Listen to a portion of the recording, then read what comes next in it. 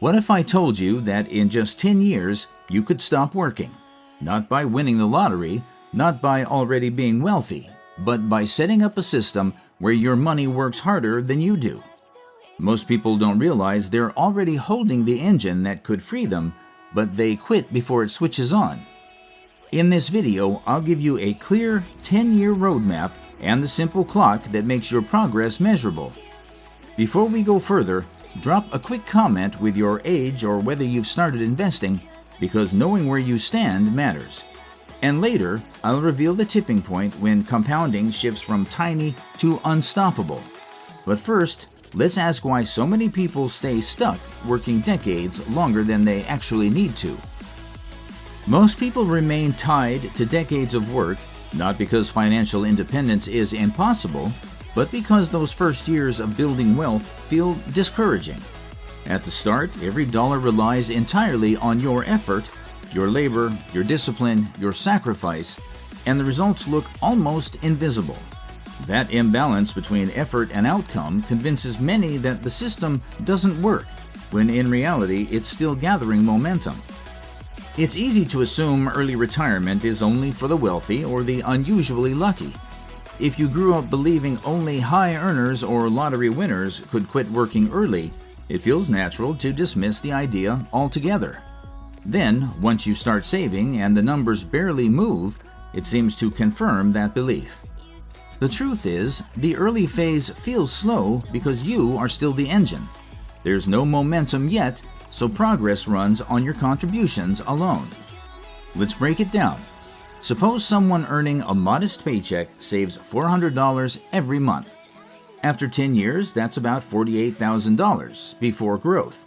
Respectable, yes, but when stacked against a retirement horizon 30 or 40 years away, it feels almost meaningless.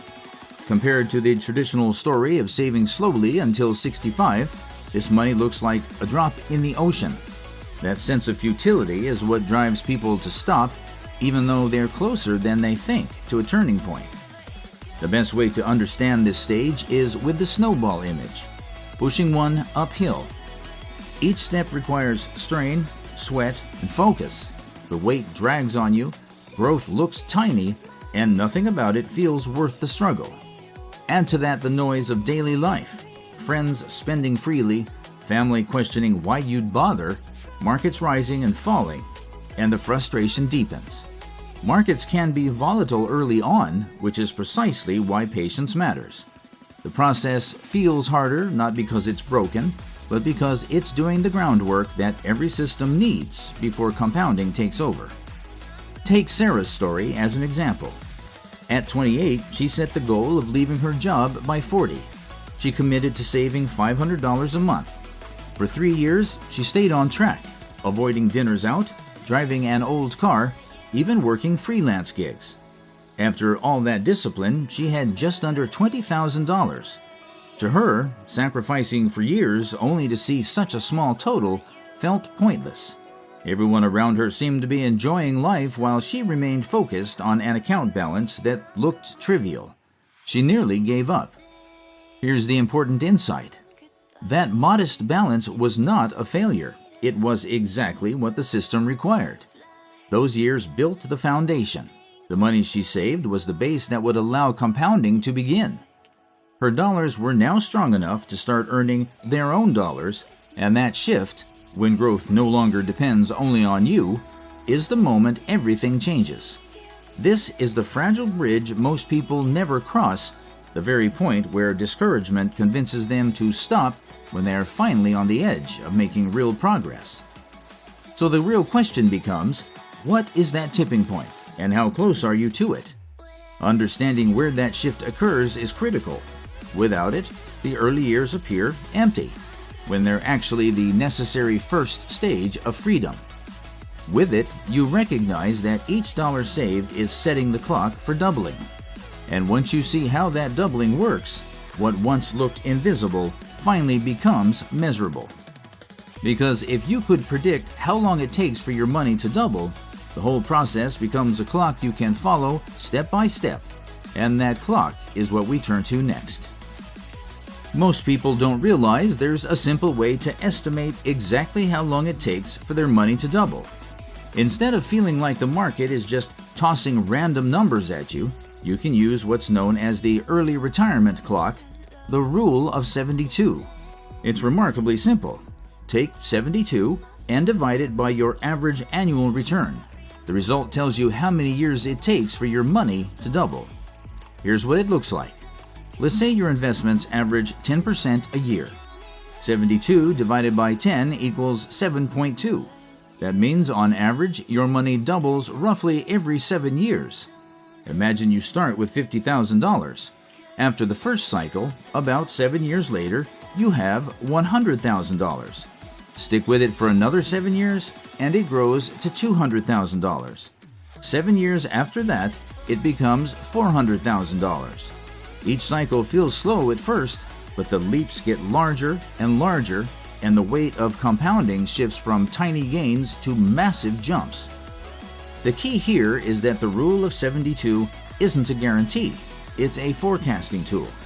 Markets rise and fall, but the formula gives you a reliable way to estimate how time and returns interact.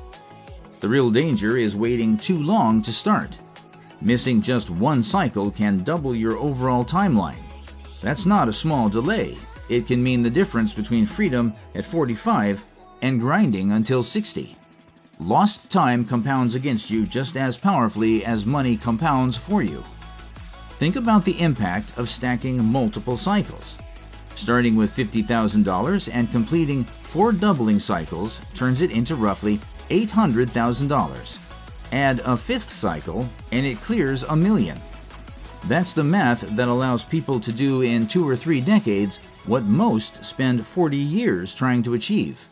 It also shows why getting started sooner gives you so much leverage. Every extra cycle you capture shortens the path by years. Let me pause for a second here. As you're listening, ask yourself silently, how many cycles can you realistically fit in over the next 10 years? That mental calculation alone can completely change the way you think about time, money, and freedom. Here's how it looks in practice. Consider Michael, who in his 30s invested $60,000. After 7 years, with consistent returns, he had about $120,000. At first, that felt almost unreal because the years crawled by slowly. But then the next cycle doubled his balance again from $120,000 to $240,000. The amazing part? His effort hadn't changed. He wasn't working longer hours or saving more aggressively. The system itself began accelerating.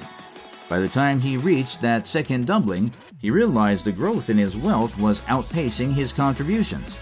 And that's when compounding truly flips from frustrating to exciting.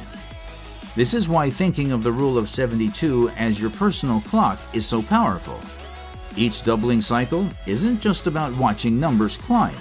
It's about converting years of labor into years shaved off your working life. In this clock, the ticks aren't hours at a desk. They're returns multiplying on themselves while you stay consistent. Every completed cycle is like crossing off a chunk of working years you'll never have to give away. The beauty is that early retirement no longer feels like a vague dream once you understand this framework. The Rule of 72 turns it into something measurable, something you can track like a countdown. But here's the reality. Knowing the clock exists isn't enough. If your contributions are too small, the cycles won't carry you to freedom. Which means the next challenge isn't just waiting for doubles. It's finding ways to fuel the engine harder so those cycles work at full strength. Saving alone will never compress decades of work into a single decade. To get there, you need a 2-part strategy: offense and defense. Offense is how you expand the amount of money flowing into your system. Defense is how you keep that money from leaking out into lifestyle upgrades that slow your progress. Together, they control how much fuel your wealth-building engine has to run on. Here's why this matters. Let's start with a simple case. Say you earn $4,000 a month and follow the typical advice to save 10%, or $400. Over a year, that's $4,800. Stick to it for a decade and you've set aside $48,000. With a 10% annual return, the account grows to around $77,000. While that's progress, it's far from enough to buy back years of freedom. The takeaway is clear. If you rely on savings alone, you'll move forward, but not nearly fast enough. This is why offense matters so much. Offense is about creating more space for contributions to grow. That can mean earning promotions, developing higher income skills, or building side businesses that add new streams. If you raise your income from $4,000 to $6,000 or even $10,000, the shift is dramatic. The same 10% savings rate now puts thousands into the system each month, not hundreds. Over 10 years, that difference multiplies into hundreds of thousands of dollars gained. But offense on its own isn't enough if defense fails. Defense is the discipline of locking in your lifestyle. The rule is simple. When your income goes up, your expenses stay flat. If you once lived on $3,600 a month, you keep living on $3,600 even when your paycheck grows. The gap between your earnings and expenses becomes pure investment fuel. Here's a practical example from the research. Imagine one person sticks with a $4,000 salary and saves 10%. After 10 years, their account grows to about $77,000 with compounding. Compare that to someone earning $10,000 a month but still living on $3,600 just like before. The difference? Their account hits roughly $193,000 in the same period. That's over double, simply because they played both offense and defense at the same time. To make defense easier, try this experiment. For the next 12 months, every time your pay increases, whether from a raise, bonus, or new income stream, automatically invest it. Don't let it hit your spending account. Treat every new dollar as if it were a worker joining your team. Each worker either builds wealth or disappears buying things you don't really need. Your job is to assign them to permanent roles in your investment system. And that's the key shift in perspective. Each time you earn a raise or create an extra stream, you're hiring more workers for your financial team. If you let lifestyle creep absorb that gain, you're sending those workers home before they ever contribute. But if you assign them to your investments, they never sleep, they never quit, and they never stop compounding. So while saving is foundational, the bigger breakthrough comes from balancing both sides. Grow your offense to bring in new income.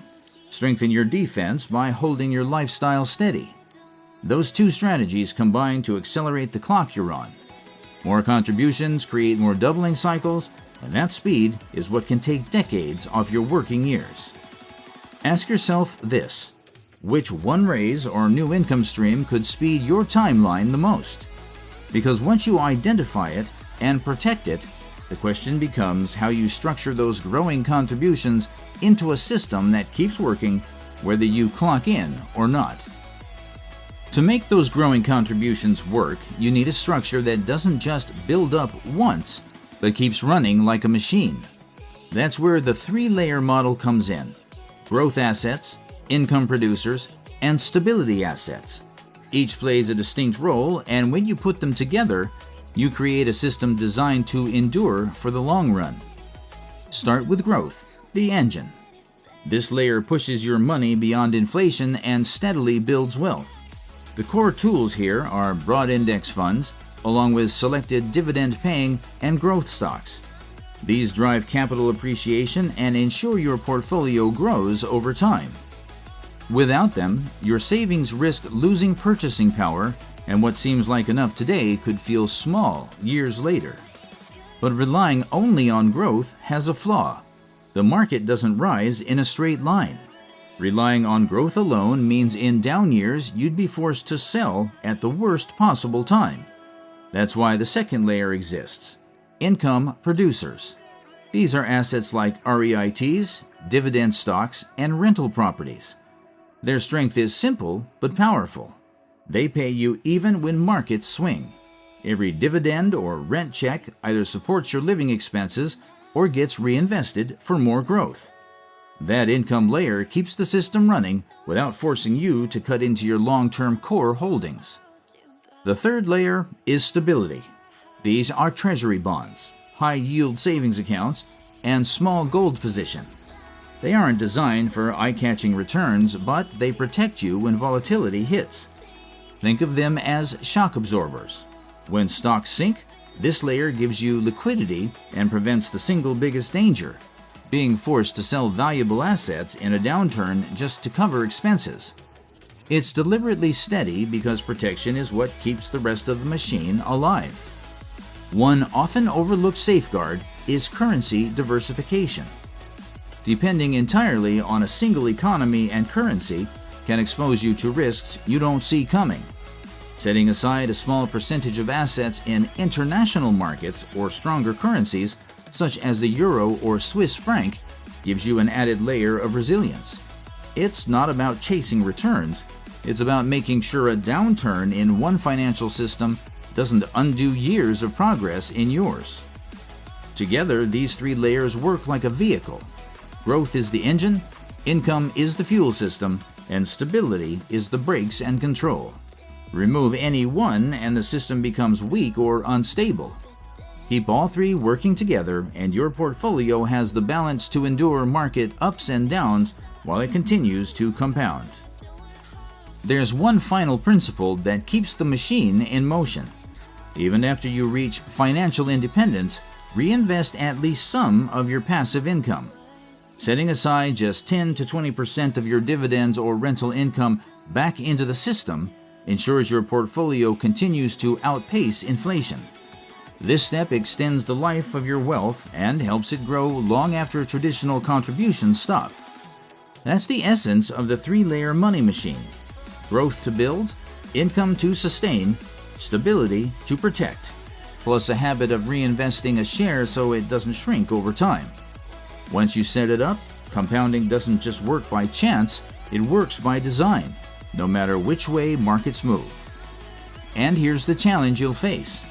The framework itself is straightforward, but the test is sticking with it long enough for the results to appear. The hardest part isn't the math, it's resisting the urge to interrupt it before the tipping point arrives. So what does this all mean for you right now? It means your next steps are clear. First, start as soon as possible so you don't miss doubling cycles. Second, grow your income while keeping your lifestyle steady. Third, build a three-layer portfolio: growth, income, and stability, and reinvest part of the passive income it generates. Every dollar you invest today is a silent worker that never clocks out, never asks for a raise, and never calls in sick. Calculate your monthly investable amount today and commit to a simple 12-month experiment. Put every raise or bonus directly into investments. If you found this breakdown useful, hit like, subscribe for more tactical strategies, and drop a comment with either your monthly investable amount or your target retirement year. It's one small action today, but it sets the foundation for everything that comes next.